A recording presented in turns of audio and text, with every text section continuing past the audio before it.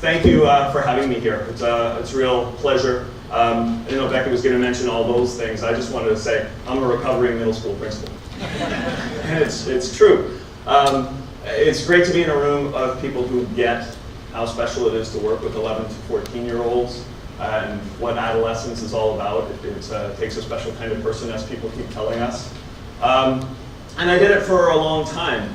But there was something in me that felt like I wasn't really maximizing their growth. There were a lot of things that I was doing that felt like they were echoes of what my dad would have said.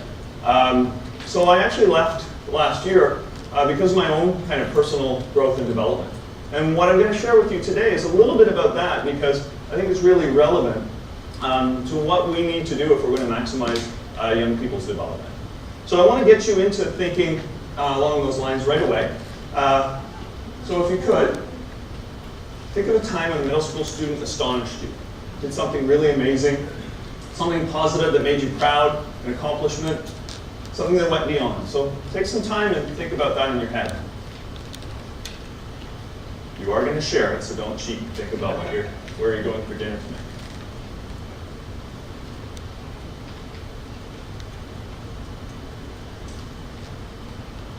Okay, I am going to have you share this with your proverbial elbow partner. But before you actually decide on an elbow partner, you're going to work with this elbow partner for the duration of this talk. So it would be great if it's someone you've never met before, so you could forge a little bit of a bond. If it's someone you know well, you might want to reconsider, because what they learn about you could change the nature of the relationship in the next hour. So be in a position where you have an elbow partner. So move yourselves around just to get ready for that. Look at that. I didn't even have to prompt you to jump into the socializing. I hope everyone introduced themselves, said hi, let people know where you're from. But now you're going to let them know something a little more meaningful. What is it that was in your story? Share your story and try and do it in just really brief, 30 seconds. You can tell them about that middle school student who astonished you, astounded you. Tell them the story. Please go ahead. And we've got a minute to do that. And once you've passed your minute, of course, switch roles. So I'll remind you in a little bit, but I'll let you talk right now.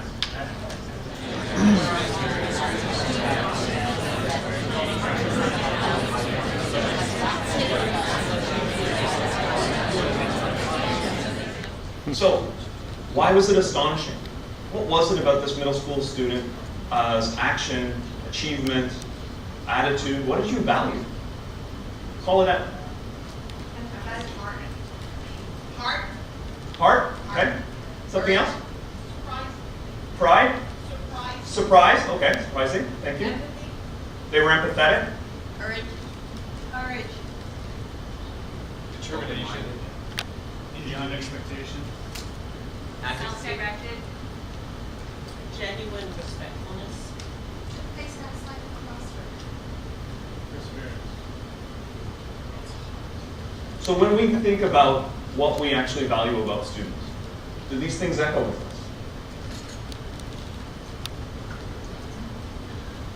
Are these the things that resonate when we see excellence and achievement, when we see the way that our students relate to one another, when we see the way they act when nobody's looking outside of the classroom, when we see that they make up who they are?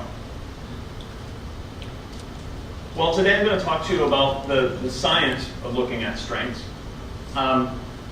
People have been looking at character for a long time. This isn't new.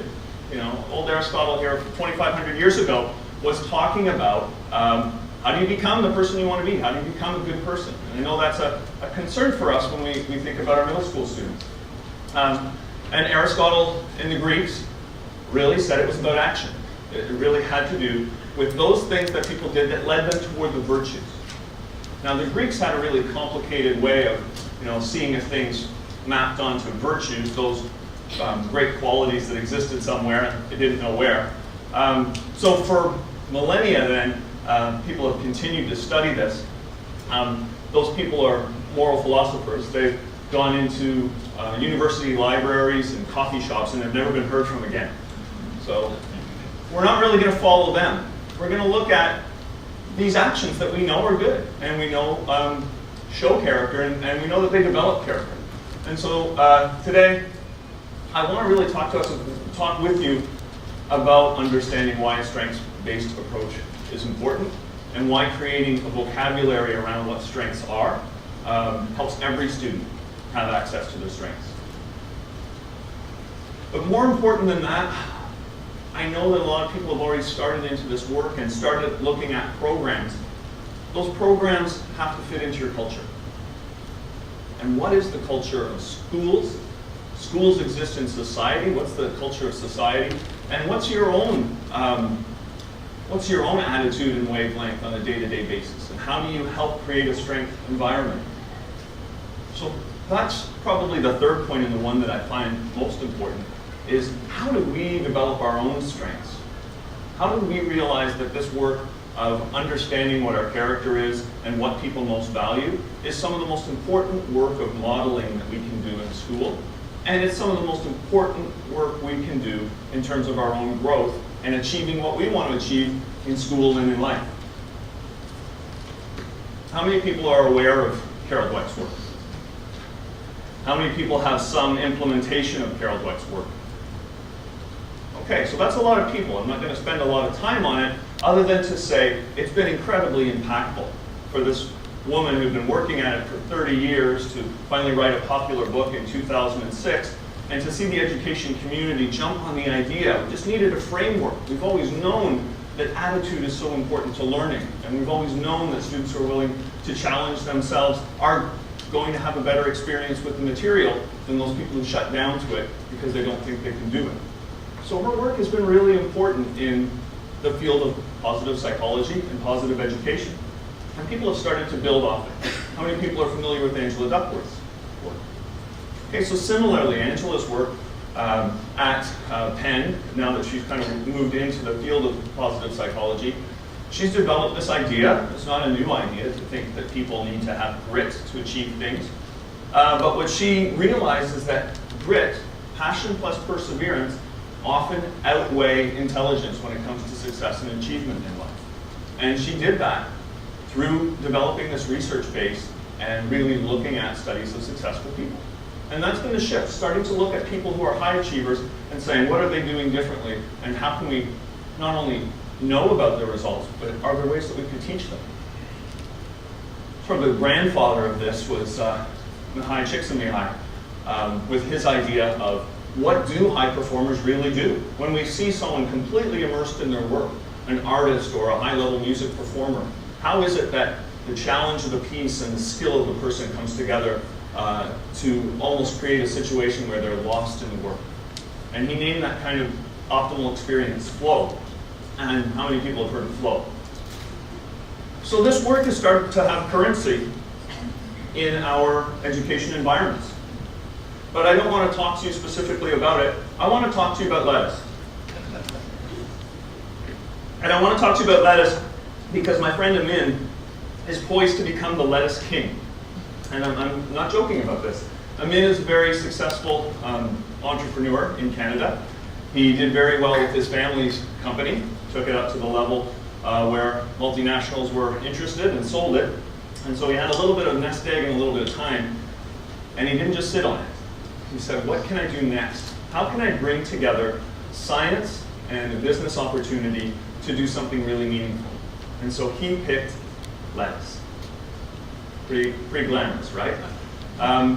So working on this glamorous problem, Amin looked at the problems with distribution of lettuce and the fact that it all has to come in the United States from California and get trucked across the country.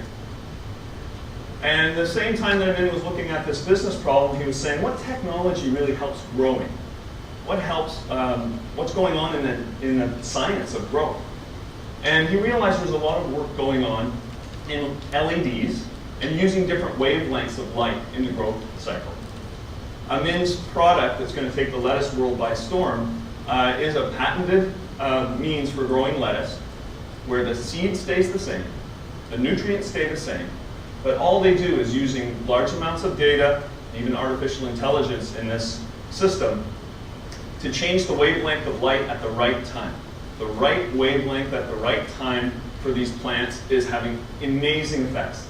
He can promise to people, and he's had a lot of top chefs get on board with his investment, because he can promise a level of quality, a level of consistency, and a level of output that those trucks stuck in California can't do. I couldn't help but think about education as I heard Amin talk about this last Christmas. And I just got so excited about the idea that using science and really applying it is what we want to do. We want to be able to meet each learner with what they need right at the right time. And so finding that people in business are thinking the same way was important to me. Really, the grandfather of positive psychology who's been thinking in that way for a long time is Martin Seligman. And Martin Seligman was a psychologist who was dealing with the dark side, learned helplessness and depression throughout his career. That's where he did his studies. And this is going to be the simplest version of the history of psychology you've ever seen. What he was preoccupied with was the fact that for 100 years, we had focused on those areas of psychology where people weren't performing, were abnormal, were deviant, were having difficulties functioning. And he said, well, and what psychology aspired to was, okay, we got them there. That's the work of psychology, is dealing with the normal. But what he couldn't get out of his mind was the fact that we know that there's another side of normal. We know that there are those people, and we generally label them genius or exceptions or something special about them. But he wanted to say, hold on, there's something to this that if we dissect it and look at it, we can learn about how to replicate it, and we can learn to teach people to tap into their strengths. And that rather than just getting to normal, we can make life about thriving. This whole idea about developing our character really took shape in 2004, when two psychologists suggested that instead of just focusing on all the things that can go wrong with us, it's also important to celebrate all the things that can go right. You see, they looked throughout history to identify core virtues that humans across cultures have agreed lead to a meaningful life. And then they identified 24 character strengths that, when practiced and developed, could lead to these virtues. And they organized them, like scientists have done throughout history to understand things better. These groundbreaking studies showed that every person is a unique combination of these strengths. Like for me, I'm high on curiosity, I can work a little on the prudence. Actually, what is prudence? Anyhow, one of the most interesting parts of all this is they found that if we focus on building upon the strengths we have, it has a lasting effect on our happiness and well-being. So think about it. What are your top 5 strengths?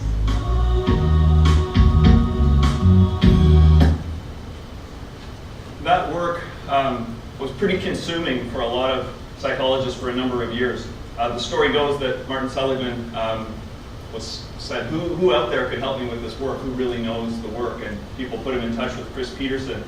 And he called Chris Peterson, and Peterson said, how long is this project going to take? And Seligman famously said, what are you doing for the rest of your life? And it has turned into that kind of a project. Now, they developed those 24 character strengths and grouped them and categorized them into virtues. So what is it that the strengths help us do? They help us enact things that are historically and cross-culturally the things that people value, and say, this is what a good life is, this is what a good person is. They do these things. So here they are. How many people are familiar with the VIA character framework of, well, actually, I have to be very careful about the wording.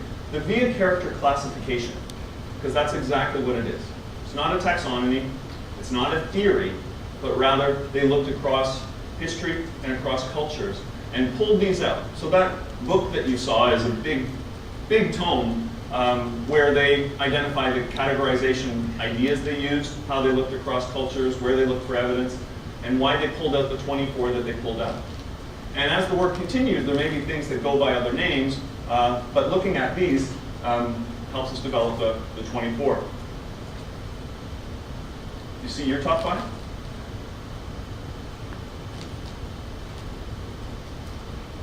If you're curious about your top 5, one of the pieces that's been there all along Neil Meyerson of Meyerson Academy has been a strong proponent and actually a strong funder and fundraiser for positive psychology.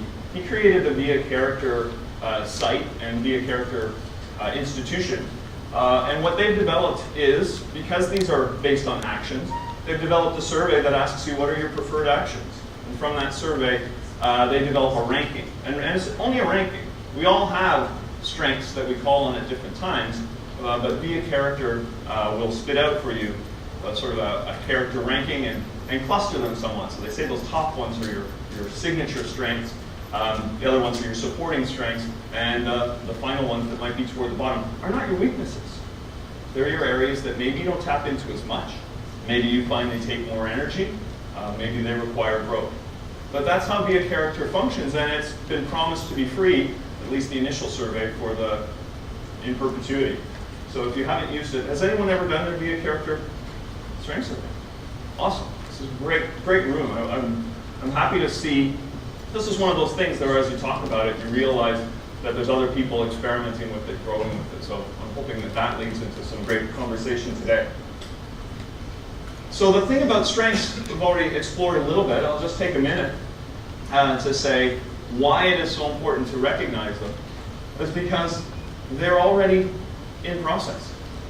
They're already out there. They're the way that people do things.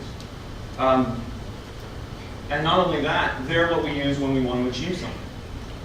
You talk to an AP or IB exam teacher and they're saying they want their students to do something different to achieve higher, it's usually a character strength that they're talking about needing to move, like perseverance or teamwork that's going to help them make the result that they actually want them to make. And that's what's key to these, is there may be an innate component in terms of a talent you start with, but it's all about developing them to strengthen them. And the other thing for those who worry about, isn't this just going to lead to a bunch of people who hedonistically pursue their own thing, is we see them and value them. We make them the pillars of our schools. We make them the core values of the institutions we work in. And so people have access to them. So one of the key ways to help them grow is by spotting them. And if you think about it, if there are things that people are strong in, then they like to do them. And and the things you like to do are the things that give you energy. And the more you do them, the likelihood is that your performance is going to increase. And if your performance increases, you're probably going to be pretty proud and you're going to get some energy from it. And if you get energy from it, you're going to want to do it some more. So it's really a virtuous circle if you can get people to know what their strengths are and think about how they're present in the things that they do and the things that they like to do. For those who wonder about, okay, now are we going to swing the pendulum back to dealing with social emotional in schools? And is this going to, is academics going to suffer now if we put time into this? Alex Adler, who I was just with a couple days ago, has done the largest study, and by large I mean between 700 and 800,000 students. And he did that because he did a study in Bhutan. And from the study in Bhutan, they asked him to do a study in Jalisco, Mexico. And from Jalisco, Mexico, they asked the entire nation of Peru to work on this work. And Adler's work suggests that you can increase both well-being in a school and academic achievement by developing a program that focuses on strength. His results are stronger the closer that the trainers are to actually having an experience of strength. So in the first study, where the teachers were really immersed in the work for months and months, there were higher results than in the Peru study, where it went to scale, but trainers were training trainers who were training trainers. There's something about immersing yourself into this and believing that growth isn't just something for the students, but it's a way of being that allows you to achieve more, allows you to tap into your own strengths, allows you to take action rather than sit back. And so I don't like the idea that this is the new science of happiness, because that can get loaded with the idea that, is this just about walking around with a smile on your face all the time and being bright and sunny? Is that what positive psychology means? Is that what positive education means? Not at all. what it exposes is the fact that we do spend a little more time in the negative. We do spend a lot of time looking at a deficit way that things are.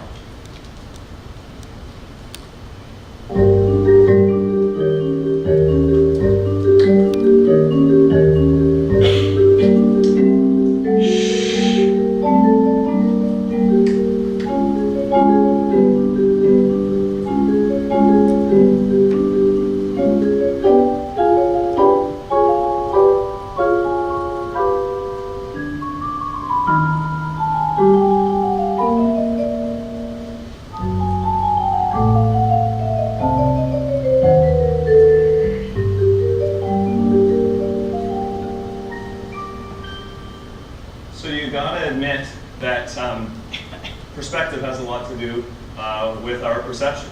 That what you expect is often what you're looking for, and that sometimes it gets rattled. For example, I'd like you to engage in this with me without your elbow partner, because this is maybe a little more personal. Close your eyes if you want to as you think about these scenarios of people. And maybe, yeah, if you can close your eyes actually, because I'm going to ask you what kind of images you get as well. So, what do you think of people who own handguns?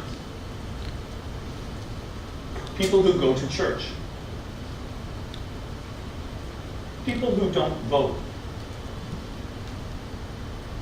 People who smoke? People who don't eat meat? People who have tattoos?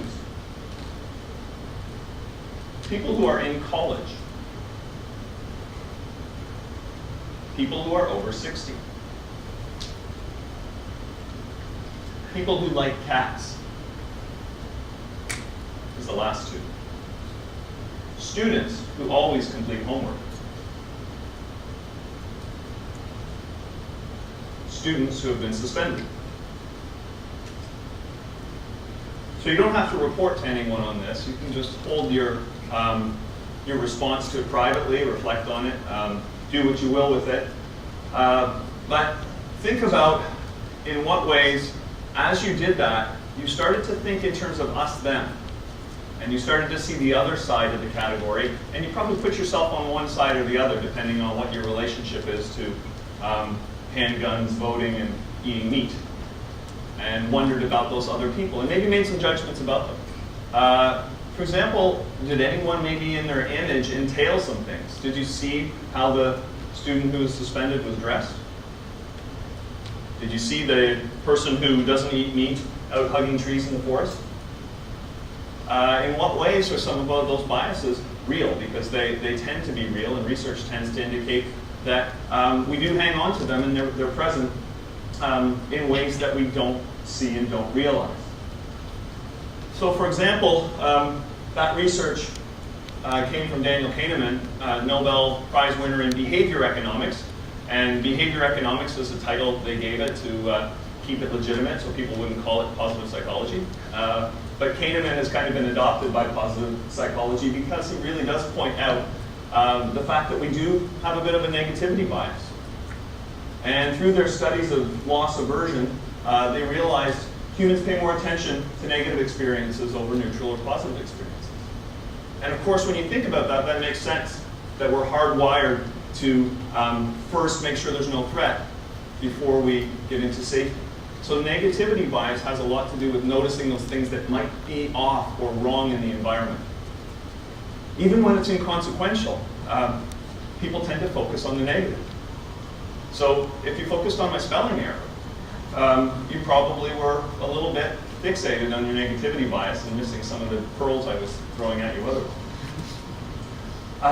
And that leads me to think about what goes on in the classroom environment.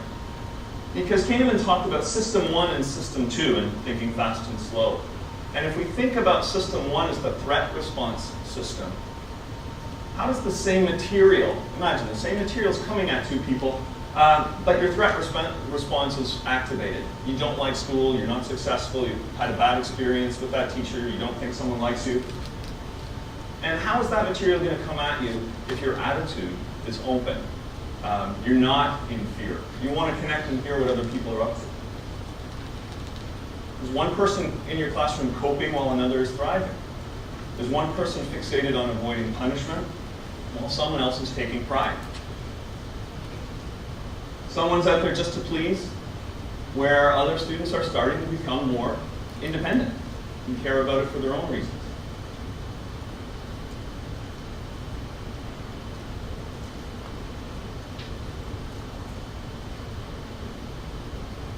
How many have the language of System 1 in their school mission statement about what learning looks like? How many have the language of System 2? This is really where we want to, if we're going to create students who can work in a more complex world and environment, we need to see how can school move from being a place where we were able to get a lot of compliance to a place where there's openness and connectivity. So in my middle school, at the American School of Dubai, did a lot of work on reflection. I really hope that, because my work on student voice could help students become more independent. Inherited a conferencing program where students did goal setting, reflected through the year, and it just never really, as much as I worked on it, and I was proud of the work we did, but as conferencing time came around and said, well, students don't really want to work on it, it's really like pulling teeth in advisory when you ask students to reflect and hear those voices from teachers. I hear parents say, okay, what's this got to do with achievement and learning? Is this really important for my child to be doing this? My child's goals aren't that much. So it was toward the end of the school year that I went out and walked through the hallway at the end of conferencing. And I saw a student, Miriam, in the hallway, and I went up to her and I said, I was hoping, tell me about your goal. Tell me about what you're going to talk about when you go in the room. And she said, well, my goal this year was to get better at rollerblading. And my shoulders kind of dropped. A robust reflection program that had students thinking about their academics and their social and their values. You know, I thought, wow, this is just not really what I was hoping for. There's something about the glint in her eye, though, that stopped me, and I didn't just walk past. And because of that, I said, tell me about it. And Miriam said, well, you haven't really achieved my goal of rollerblading very well, but let me tell you, that first month, I didn't even get on rollerblades.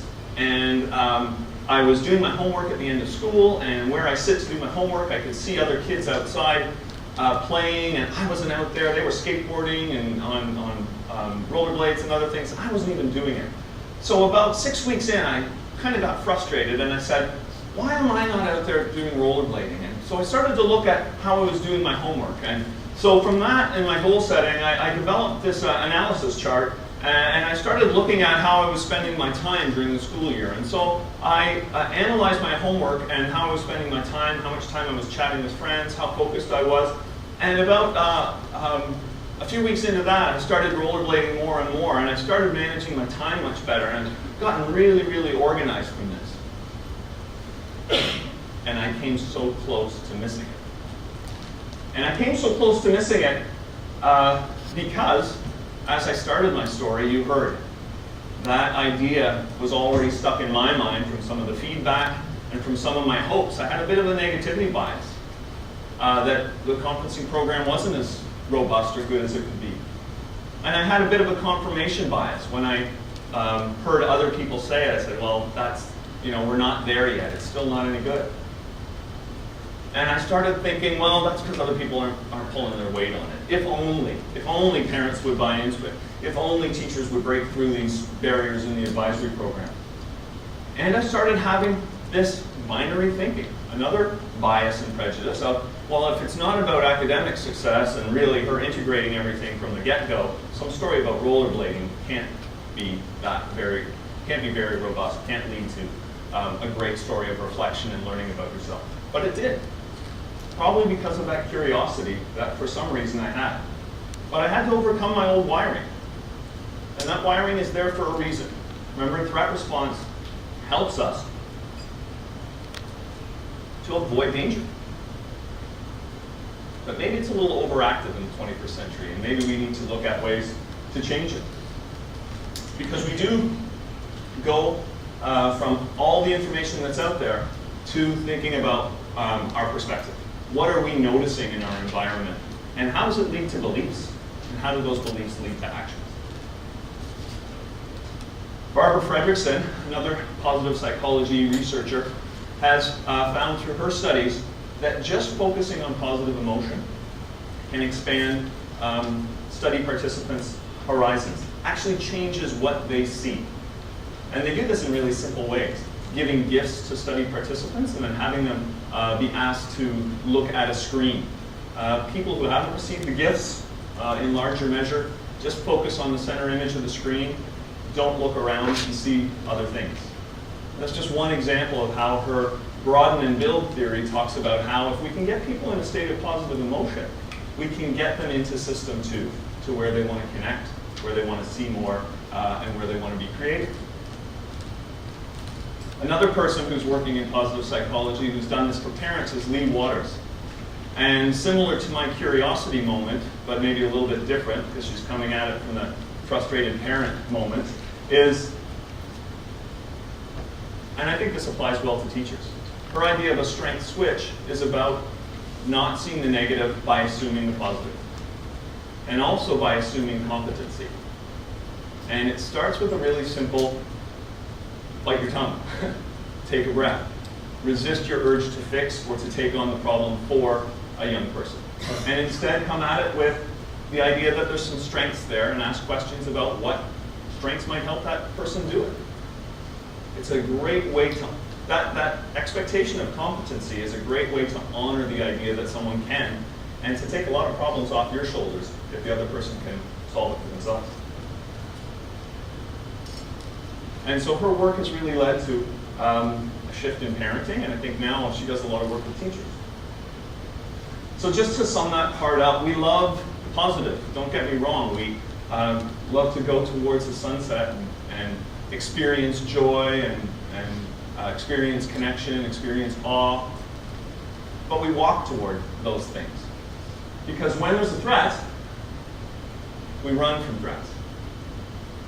And that system is a little bit more active and a little bit more ready to jump in than that system that's a little open and broad. So why is that such an important thing? Why is it so important to fixate on our biases and the fact that we might live in threat response? I'd like you to think for a minute about a high point in your career and a time that you achieved something great as an educator, felt a sense of accomplishment or a sense of satisfaction. Think about that for a minute, and I'm going to ask you, as we did at the start, to turn to an elbow partner and share your story of strength.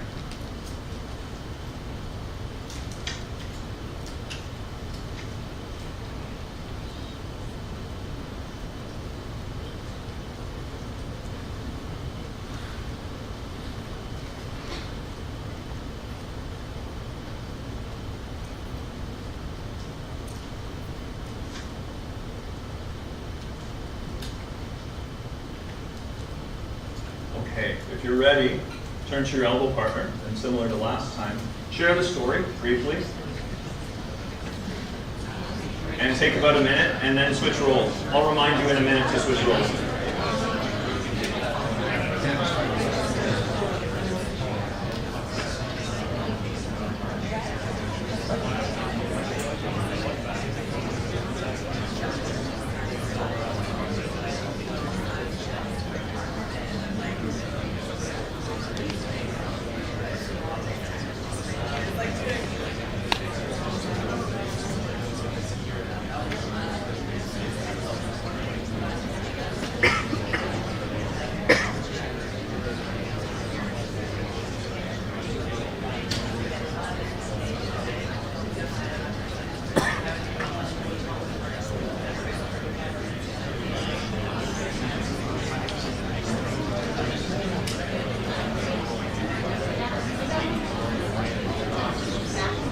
Okay, we're at the minute mark, so give time to person 2 to share their story, please.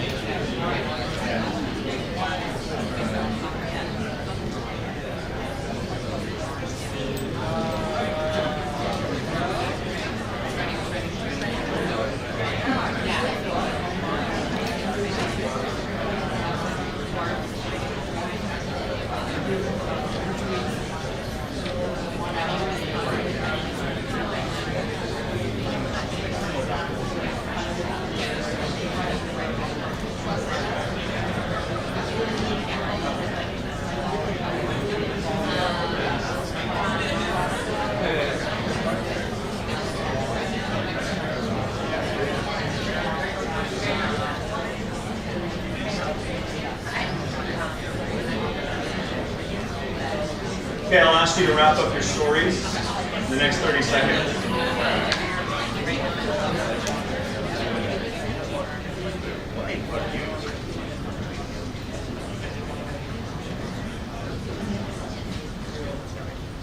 Now, just with your partner, based on the story they told you, take a minute to share with them very openly and honestly what you saw in terms of their traits, strengths, or characteristics. And if you want a word wall to help you think about that, there are the VIA character strengths. So I'd like you to turn to your partner and say, in your time of satisfaction or great achievement, what was interesting to me is I was thinking that maybe you're someone who has a lot of perseverance. Or, wow, that sounded like you really got everyone motivated and had a great time. Zest sounds like it must be an important strength for you. Something that you use a lot and something that means something to you. So please turn to the person and from the list, if you can even generate one character strength that you saw them using, tell them about it.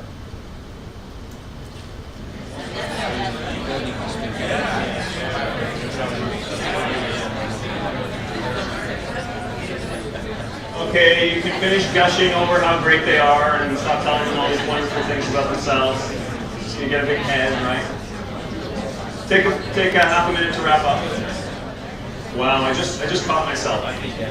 You know, when I told you to stop there, I said be careful not to give them a big head and stuff like that. I did the very thing that is such an automatic, hardwired thing. Don't talk too much about yourself. Don't talk too much about the positives. How many people found it uncomfortable to come up with a positive, to talk about your achievement and your time that you did something great? Here's a separate question now. How many people, when another person reflected to them what their strength was, felt a little boost, felt a little positive emotion?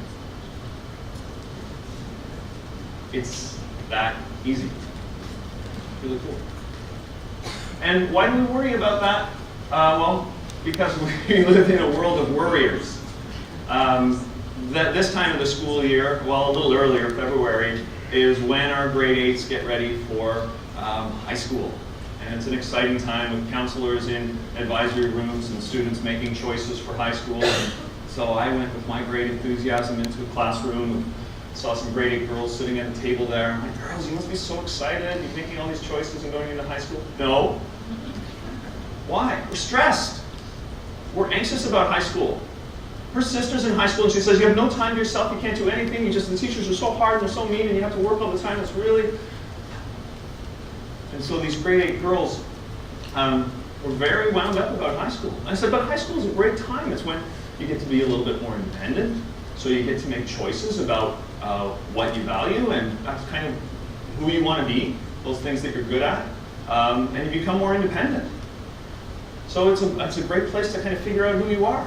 She said, I don't have time for that. I'll figure out who I am in college. I just need to get through high school. That's there. I think we see it prevalent in our students and in their day-to-day, is that story of what's next. And so they're not wrong to worry. And we're not wrong to worry either. In fact, some of the statistics are the very alarming things that are putting pressure back on schools about, hey, let's get back to the social emotional.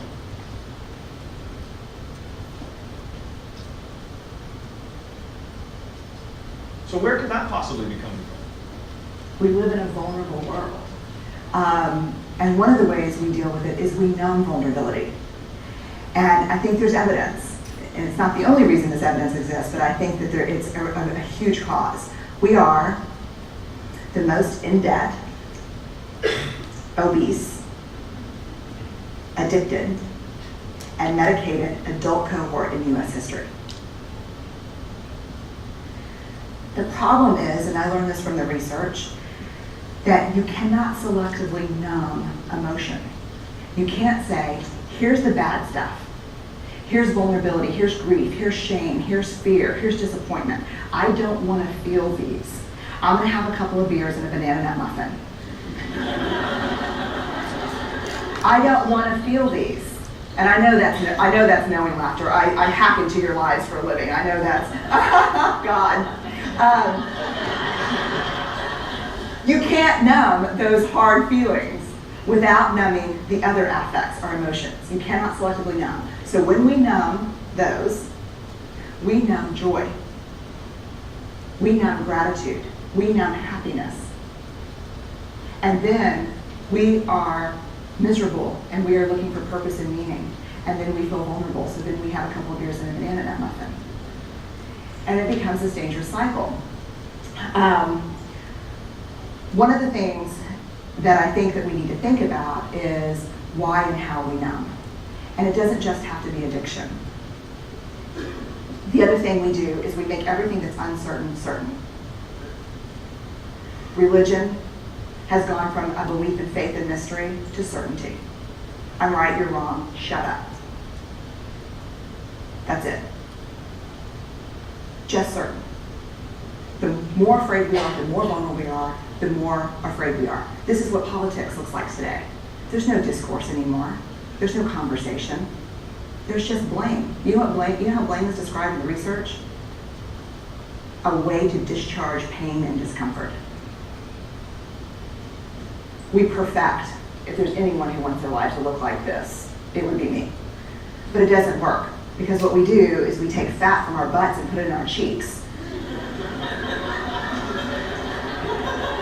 Which just, I hope in 100 years people will look back and go, wow. And we perfect, most dangerously, our children. Let me tell you what we think about children. They're hardwired for struggle when they get here. When you hold those perfect little babies in your hand, our job is not to say, look at her, she's perfect. My job is just to keep her perfect, make sure she makes the tennis team by 5th grade and Yale by 7th grade. That's not our job. Our job is to look and say, you know what? You're imperfect and you're wired for struggle, but you are worthy of love and belonging. That's our job. Show me a generation of kids raised like that, and we'll end the problems I think that we see today. We pretend that what we do doesn't have an effect on people. We do that in our personal lives. We do that corporate, whether it's a bailout, an oil spill, a recall. We pretend like what we're doing doesn't have a huge impact on other people. I would say to companies, this is not our first rodeo, people. We just need you to be authentic and real and say, we're sorry, we'll fix it.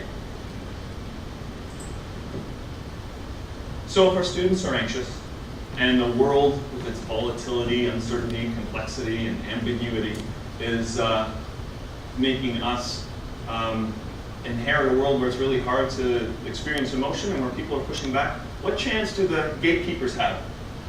The people who are supposed to take the younger generation from today into the future?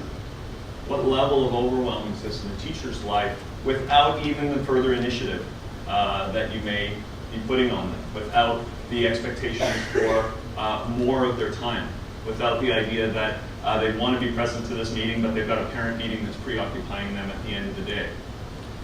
So recognizing that teachers are experiencing this complexity before we ever add the workload of school to them is, I think, an important consideration.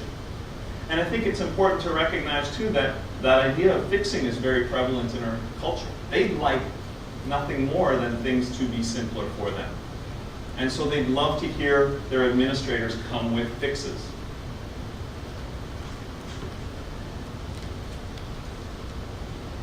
But it's sort of been true since the middle of the 20th century, if not throughout time, that the things that create complexity, the way to deal with them isn't just doing more of the same. Adding to it, or hearkening back to a time when we weren't that way, is just going to leave us spinning our wheels. So what could be different? This statement has been made in organizational learning years ago by Peter Drucker, and it couldn't be truer in education environments. Culture eats strategy for breakfast. And culture eats strategy for breakfast because culture guards the territory. Culture creates the home, creates the environment, creates what a school thinks about itself.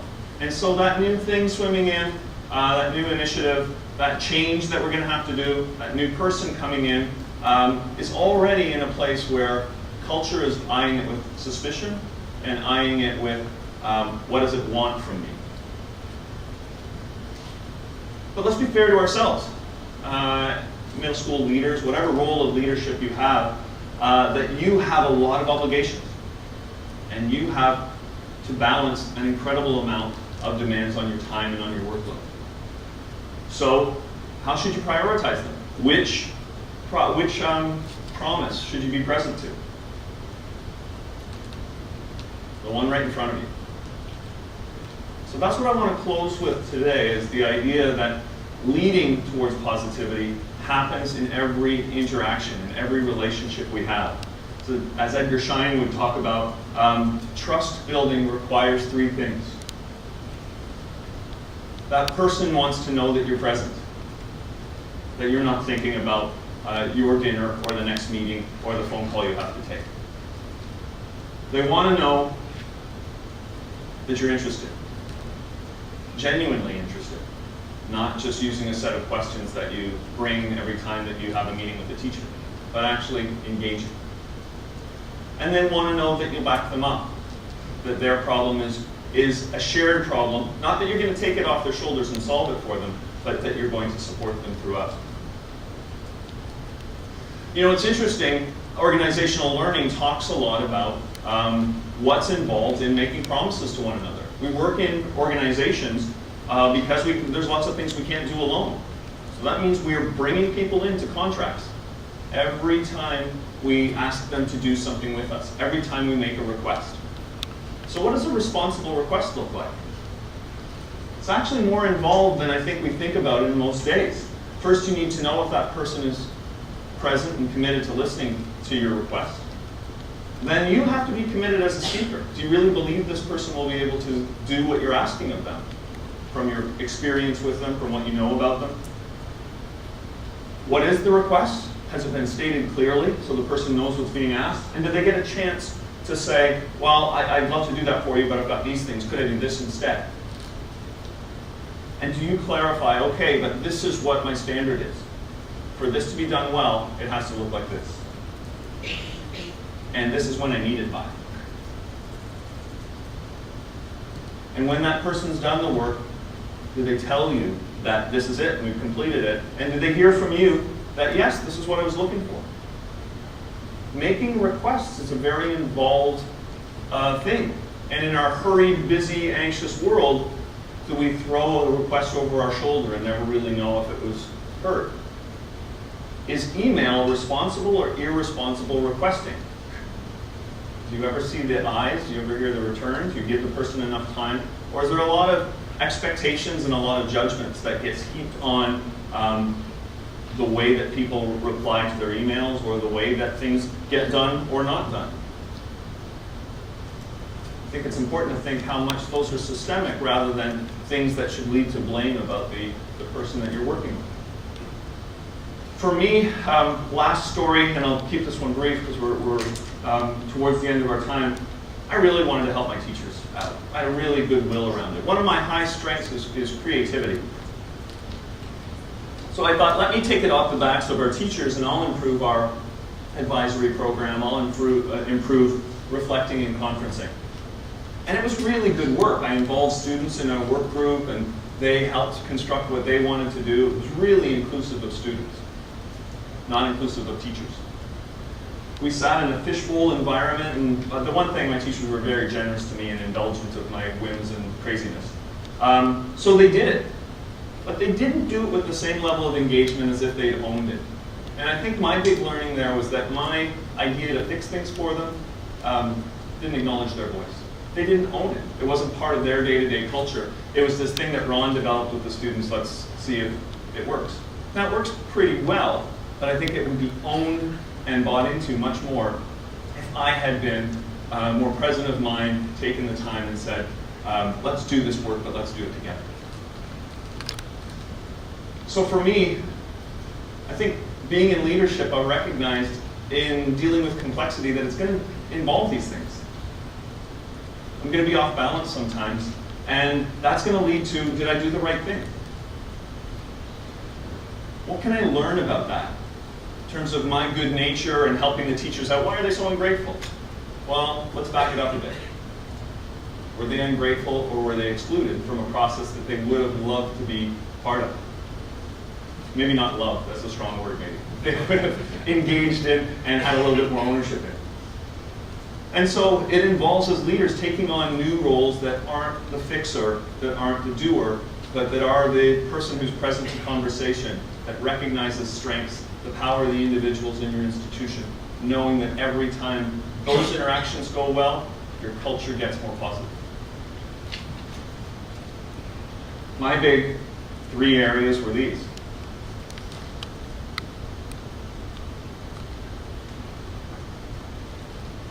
And so I'd ask you one last activity before we close. Think about a difficult conversation, a challenge you're facing, a hard conversation you know you need to have. Now you've built a little bit of a relationship with your elbow partner, but here's where it becomes a little bit more personal. Are you willing to share this with them? You of course can pass on this. I want to make that really clear if you don't want to do it. But if you can do it in a way that you feel comfortable with, please do it. Because this is for the partners. This is for the partners, whether you're a school leader by title or not. You're a leader in this conversation because you can make this person feel that you're present. You can show interest.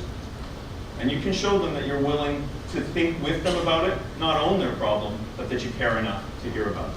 So please take a minute to think about your issue. Go one way and then go the other way. I'll give you a couple minutes to do that. Oh, one last thing.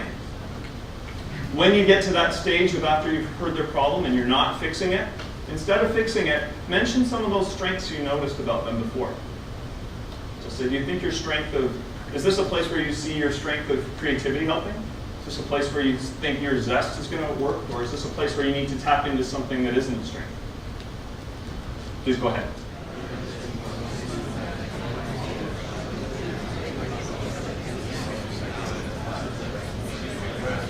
I apologize for interrupting and asking you to bring it back, but I want to encourage you to continue the conversation with that person at our break or throughout the conference, because if they've told you something, it may be something, this was a contrived activity, but it may be something you might want to think about and have something to offer them later, or want to give them a listening ear again because you didn't get to fully articulate it.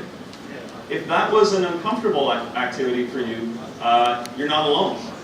These skills of coaching involve deactivating sometimes our need for fixing, tap into a place where we're talking about things that don't make us comfortable, put us in a place where we have to be really present and drop our guard a bit.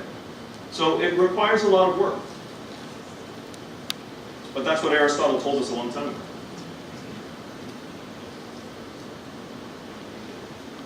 So today, whether it's a story that talks about grit, the power of having curiosity, or thinking about kindness, I hope you've got a bit of a model of how learning about strengths isn't about adopting a strengths-based curriculum. It's about the practices that you engage in every day as a school, but more importantly, the ones that you do personally. How much time do you spend spotting your own strengths and what's important to you? We've just scratched the surface of positive education. This is the Flourish model from the Institute of Positive Education at Geelong Grammar School in Melbourne, Australia. And we just kind of touched a corner there. But I think it's the most important corner. It's the idea of positive relationships. And when you notice how your strengths show up in positive relationships, know that other people are too. And know that if you value those, build language around them and talk about them, not only your faculty, but your students are going to notice that there's a different way of talking about ourselves that doesn't involve negativity, crisis, and putting each other down. There's a way to be present to each other and to help each other. And given what the demands are, as Becky started this whole process out, we're living in a changing world. It's going to involve some discomfort and some vulnerability. Because if we're going to change the nature of schooling, we're going to do it together by really forging relationships that help us. Thank you. It's been a pleasure to talk to you about this today.